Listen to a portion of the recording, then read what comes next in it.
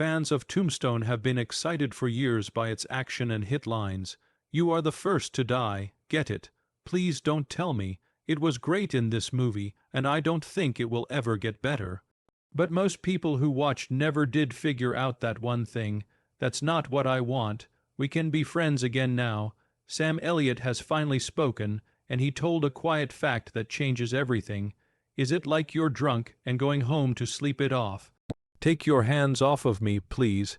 What the hell did we do to get into this? Come off your weapons and put your hands up.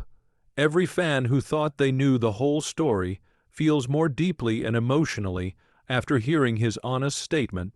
Oh my God, come with us as we find out what this discovery is all about. If you do, you're a daisy. Things you didn't know about Tombstone. As soon as filming for Tombstone began, Sam Elliott was thrilled to play Virgil Earp. He liked the story and was happy to be a part of it.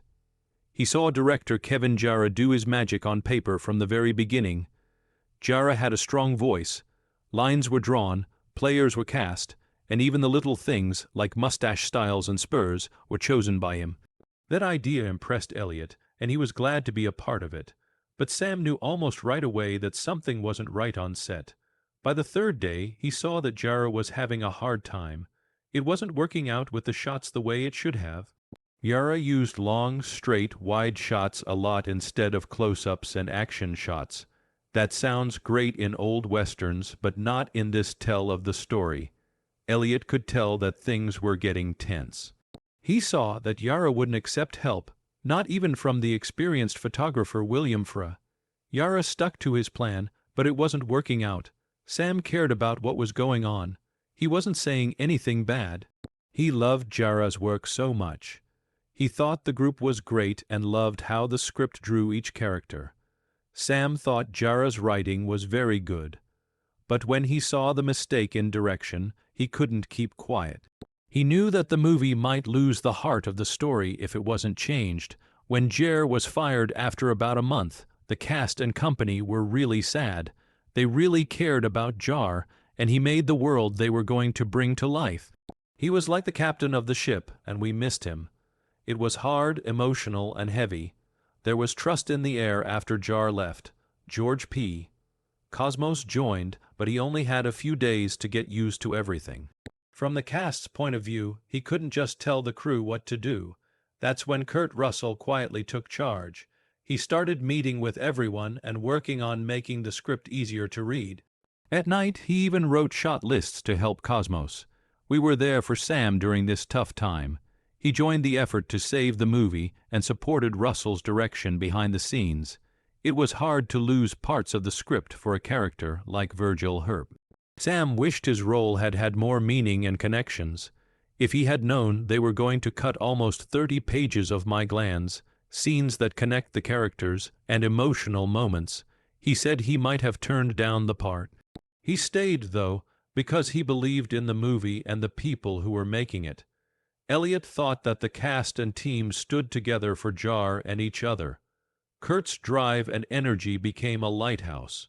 Sam recalls how, despite everything going on, Kurt was focused on telling the story in an honest way. He made sure that scenes, especially the one between Wyatt and Doc, kept their emotional power. Sam stayed true to himself throughout it all. Elliot stayed true to Virgil, even when George Cosmos did shoots and cut parts. He slowly added some dialogue back in, making sure to protect the parts that made the viewers feel more connected to his character. More work got done in post-production. Cosmos and the team changed the movie in huge ways. They brought back dramatic beats, added more color, and made the tension higher. But Elliott's scenes still showed how committed he was. The final cut is made with his quiet strength in mind. After Tombstone finally came out, Sam had mixed feelings about it. Even though he was proud of what they did, he thought Virgil hadn't lived up to his full potential. He carried that idea of what might have been with him. He knew he had given it his all, even though the movie had changed from Jarrah's more in-depth vision to a tighter, action-packed story. Still, Sam never feels bad about staying. He stood by his cast family, put his faith in Kurt's direction, and helped finish a movie that everyone saw as good. At this point, You may be wondering how all of these things happened. Don't get too lost, though, because we're about to go into great depth about what happened. So stay tuned. Kevin Jarre was fired and there were script troubles. A lot of people don't know that Kevin Jarre, who created and directed Tombstone in the first place, had big plans for the movie at the start, but quickly ran into problems. He ran into trouble when shooting began. His way of doing things was a lot like old westerns. He liked big master shots and didn't like close-ups very much. He was also very particular about every detail, right down to how people walked and wore their spurs. But this old-fashioned style didn't work with the fast-paced needs of making movies today. The movie was already behind schedule and over price, and Disney had set a Christmas release date for it. After 3 days, even Sam Elliott wasn't sure. He saw that Jerry was having trouble getting important shots and couldn't handle being both a writer and a first-time director at the same time. William Fraser, the cinematographer, said that there were also artistic problems because Jarre wouldn't listen to any ideas. The whole business was in danger because of this stress. Things got behind for about a month before producer Andrew Vajna and others realized they couldn't wait any longer. Jarre was let go. Not a goodbye, and not much time to get used to it. It took everyone working together to get Tombstone back on track. This idea came from actors such as Kurt Russell, Val Kilmer, Michael Biehn, Powers Booth, and Sam Elliott. The goal was to save the movie. They knew what it could do and didn't want Jarre's leaving to change their job. Short notice, George P.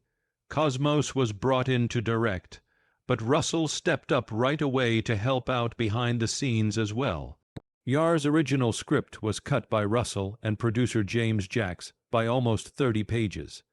They got rid of side stories and background scenes to make the main relationship between Wyatt Earp and Doc Holliday stand out more.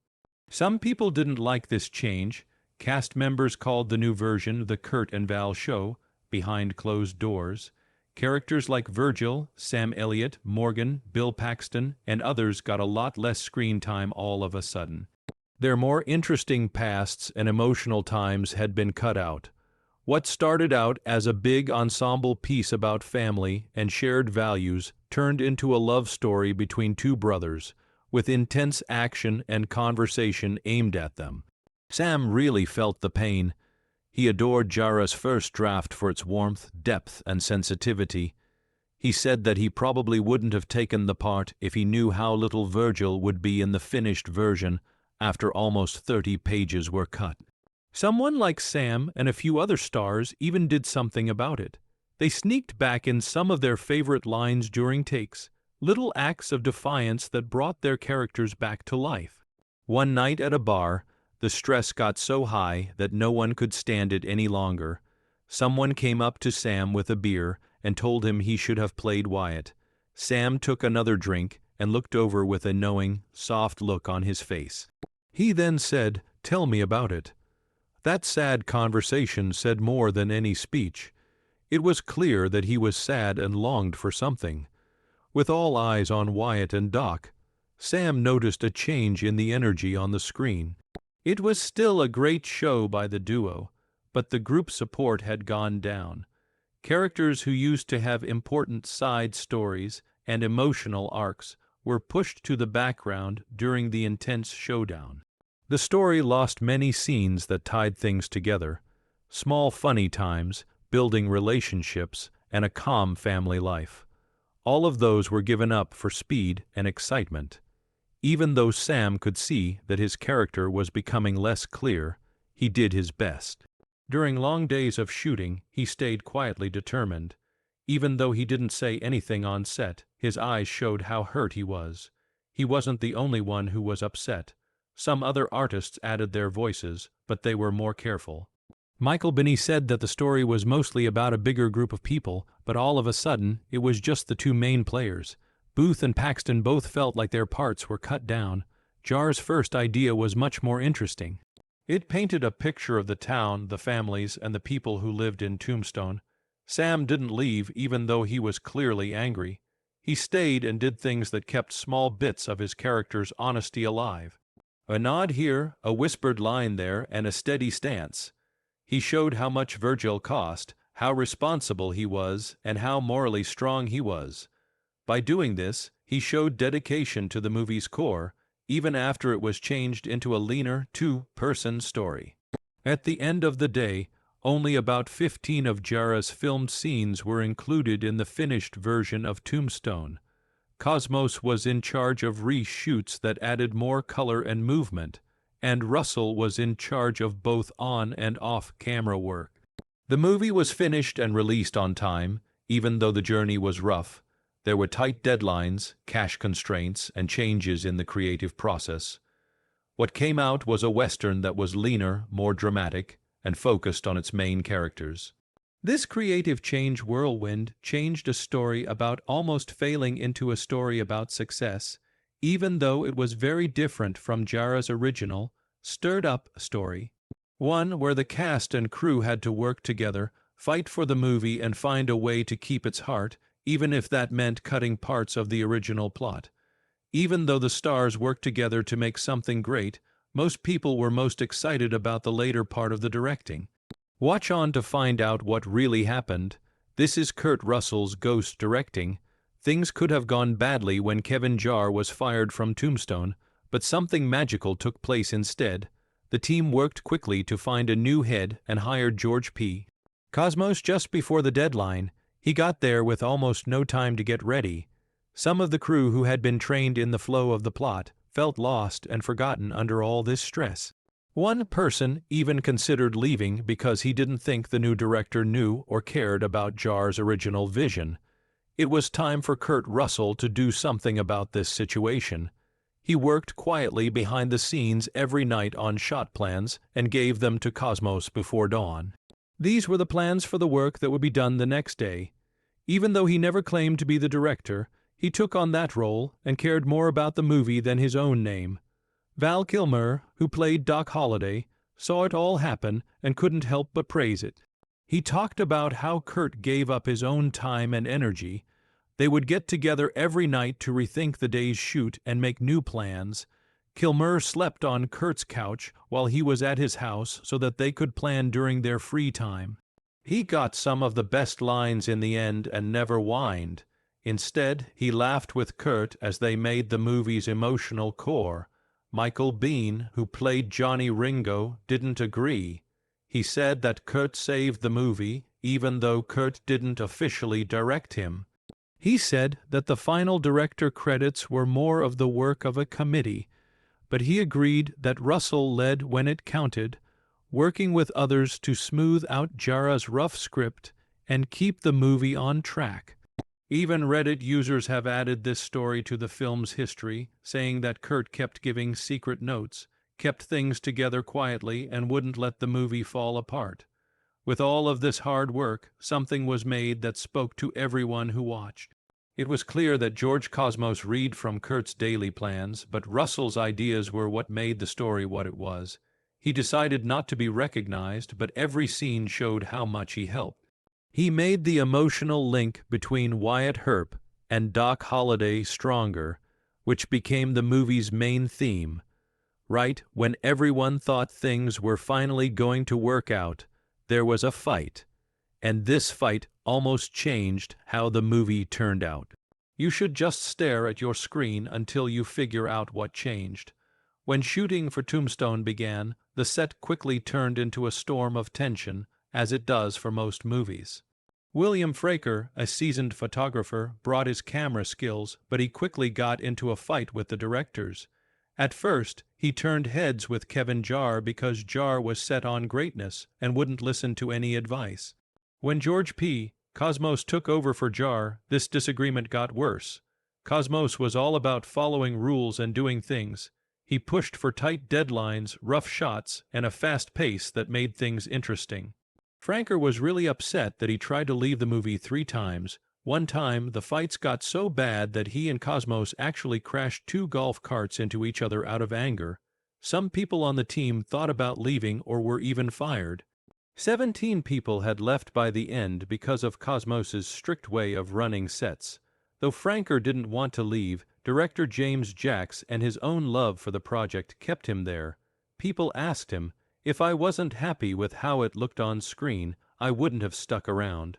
He stayed cool because he knew that all the fighting and disagreements were making a real movie. At the same time, the movie's budget began to grow very large. The plan that started with $25 million quickly grew beyond that amount. Disney asked that the movie come out on Christmas Day so that it would do as well as possible at the box office. It felt like a race every day. To finish the movie on time, large parts had to be reshot. Jar had filmed many scenes. Most of them were thrown out, but some, like the ones with Charlton H., were kept. Cosmatos added new scenes, like a big wedding at the beginning and more action at the end. It took a lot of work to make the days on set last so long. Always, the team had to rush to rewrite, replay, and recreate scenes that had to fit the new, more focused vision. After 88 days of hard work, the shoot was over at the end of August. Everyone was tired but glad it was over. The band and crew were proud, even though the show ran late and cost more than planned. Breaker himself said that they had succeeded if he was happy with the finished product on screen. In post-production, editors had to work quickly to get the movie out before Christmas. They rushed through cutting scenes, improving the sound, and getting rid of extra footage. We are all under a lot of stress. The movie that came out of it had none of the big ideas that it had before. Cosmos was mostly about motion and speed. Many of Jar's original scenes, except for a few small ones, were cut out. The final version of Tombstone that came out in theaters was leaner, sharper, and full of strong energy. It was more like a modern Western blockbuster than Jar's deeper character study. Though there was chaos, something remarkable came out of it. Tombstone had rivalries that were beyond physical fights and were only known to the crew. Now is the time to learn about it if you haven't already. Competition in the movie theaters and Kevin Costner's impact. In 1993, just as Tombstone was getting ready to come out, there was already a movie going around about Wyatt Earp. Wyatt Earp by Kevin Costner. This made things very tough at the box office. Costner was asked to play the lead role in Tombstone at first, but he chose to work on his own version instead. He was sure that his project should be about Earp alone, and not about a group of people, like Tombstone was becoming. After making a change, Costner became a major player in Hollywood. At the time, he was one of the most important people. Reports say he went to big studios and begged them not to distribute Tombstone. He may have even used his agency to stop the movie from getting made. In the end, his work pretty much killed Tombstone's hopes, but Disney's Buena Vista chose to go ahead and distribute it. He didn't stop there, though. Some people afterward called it a costume land grab, because he kept most of the Western clothes and props in Hollywood to make the Tombstone production harder. This meant that Tombstone's crew had to look abroad for clothes from that time. In a strange twist, they found the wardrobe in Europe, the same place where the rich people of the real Tombstone town got theirs. Still, Tombstone kept going even with all of these problems. Kurt Russell got the lead part, and he watched as the brave crew worked around Costner's restrictions to make the movie better. They changed their production plans, got outfits from other countries, and kept their eyes on the goal of making the movie. When it came out on December 24, 1993, Tombstone shocked both fans and reviewers. It only cost $25 million to make, but it made over $56 million in North America alone and more than $76 million globally. It was better than expected and became a classic Western movie. After 6 months, Wyatt Earp's first show was met with high hopes. Costner's version cost a huge $63 million and took almost 3 hours to make. Some people said it was dull and slow. Critic Roger Ebert even said it felt like they pumped too much air into Tombstone. It didn't do well at the box office. It only made about $55. $9 million worldwide, which was less than its budget. Costner himself said he felt bad about going up against Tombstone. He later said that the feud was a mistake that he wished he hadn't made. People on Reddit have said a lot about this. One popular thread said it all. Costner tried to blacklist Tombstone and kept all of Hollywood's Western costumes for himself. But Tombstone came out stronger, made more money, and beat Wyatt Earp to the punch. With this big win, we learned that what really stands out is how Tombstone overcame these mean tactics, studio blacklisting, costume shortages, and production sabotage to connect deeply with viewers. It wasn't just luck. Kurt Russell and his team worked hard, came up with creative ideas, and were focused on telling a great story. Let's talk about some of the creative ways Sam Elliott did his job while we're on the subject of creative answers. What we didn't know about Sam's part. A lot of people remember Tombstone as an exciting action movie with heroes that were too good to be true. For most people, Val Kilmer as Doc Holliday and Kurt Russell as Wyatt Earp are the names that stand out the most. Kilmer's sharp, tongued shooter and Russell's sure of himself sheriff steal the show. Their acting is truly exceptional, and they deserve all the praise. It's clear why those two figures stand out so much. Sam Elliott's part as Virgil Earp, on the other hand, is often forgotten. People remember him less when they think of the movie, even though he's an important part of the family. Most people who watched think the story is all about Wyatt, Doc, and the others getting along and fighting with each other through the brotherhood and the gun fights. Those are what made the movie well known afterwards. But as you look more closely, a softer, richer layer begins to show itself. One had to do with Virgil's quiet strength. Sam Elliott once talked about how he prepared for the part by giving Virgil a steady, real presence by pacing his character carefully. He based Virgil on a tough and fair police officer who didn't welcome fighting, but was responsible for keeping his town safe. That job was a big part of who Virgil was on screen. There's a scene in the movie that makes me think of this deeper message. Virgil saves a child from the chaos before the shooting starts. You might not notice this little thing, but it shows that he cares about people who aren't bad guys and isn't just out to beat them up. That scene where the child is saved is a quiet turning point. The look on Virgil's face at that moment says a lot. It's not just a battle, it's about you. He has to do something because someone else can't. A lot of fans don't see how this part of the story fits in with the rest of it.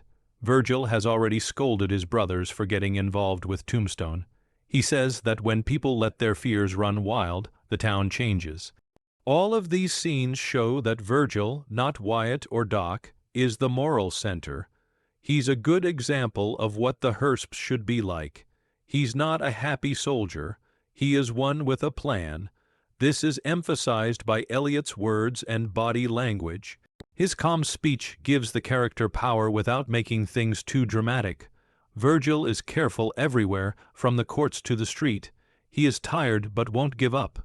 In this way, his character gets more intense. Even when the movie is about events that seem too big to be true, like the OK Corral showdown, when scholars and movie fans look back at the movie, they often give Elliott credit for this guiding impact. A new piece said that his worn-out face and strong presence embodied the moral weight of frontier justice. And this is because he stands there quietly, but that silence is what holds the story's feeling and action together. Still today, a lot of people see Tombstone as an exciting story about loyalty and getting even. People remember the long talks, the quick draws, and the famous fight. But Virgil's quiet sadness and moral strength are what stay with you after the movie is over. His character is more than just revenge or success. It's about keeping your moral sense pointed toward right, even when everything else is going wrong. This point of view changes how we see the movie. It stops being so much about the rough shootouts and starts being more about why the Hers were pulled back into danger. He sees that the streets and rules are broken and steps up, not because they were mad, but because they had to.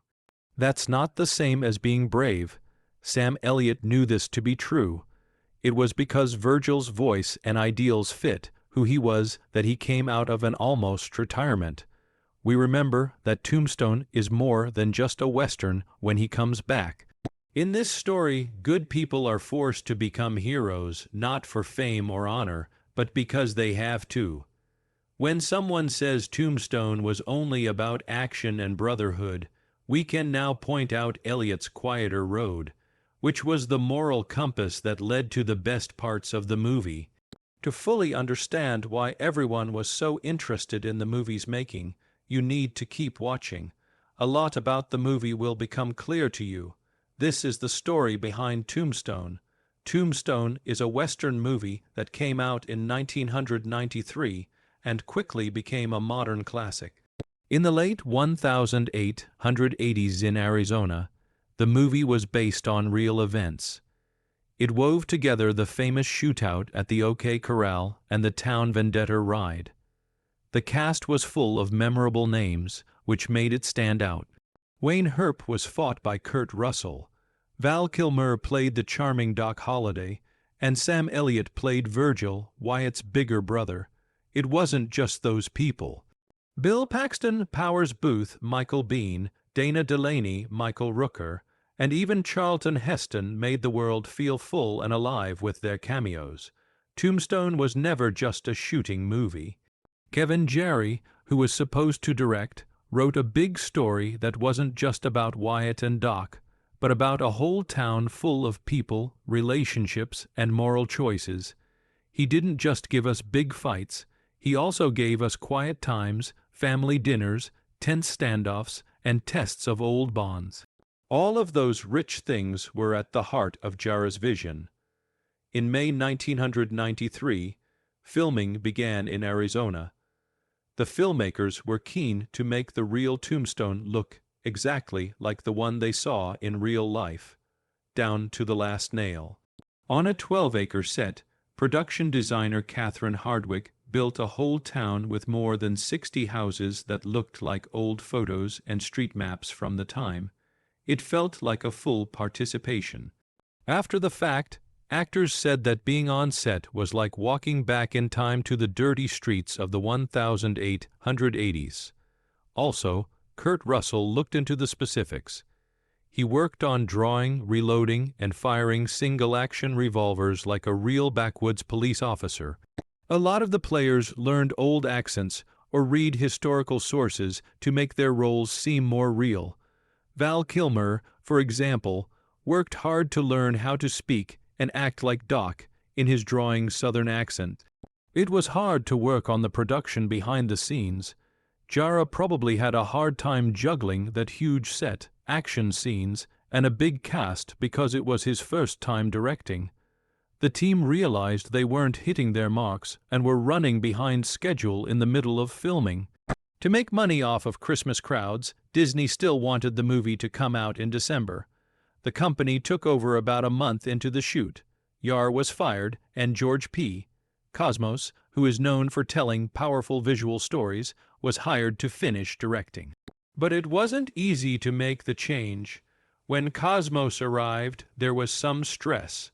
Some people, like cinematographer William Frey, had trouble with the new direction's pace and tone. Some people on the team almost left the set. In the middle of all that stress, Kurt Russell quietly took charge. Russell took care of a lot of this behind the scenes. He even wrote call sheets every night and coordinated with Cosmos. Even though Cosmos was only given credit as director, the group stuck together through all the changes. Some people like Powers Booth, Bill Paxton, Sam Elliott, and others stayed on and backed the new plan. We already know that they added some of their best lines back into the scenes to try to keep little details of character that were lost during the rewrite. When Jarre was fired, Michael Biehn almost quit, but he stayed because he thought the movie could still be saved. At the same time, Billy Bob Thornton made a short appearance as a mean guy at the OK Corral, which made Wyatt seem even more powerful.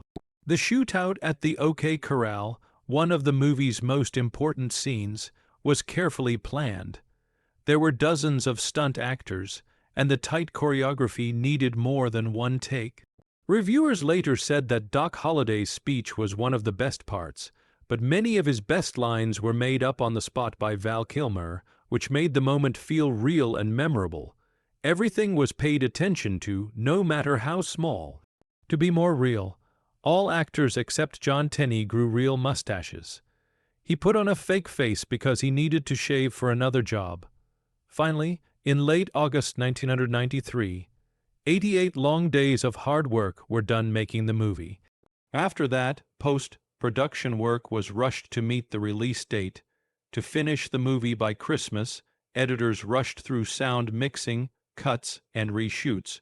The movie came out in theaters on December 24, and soon it had a lot of enthusiastic fans.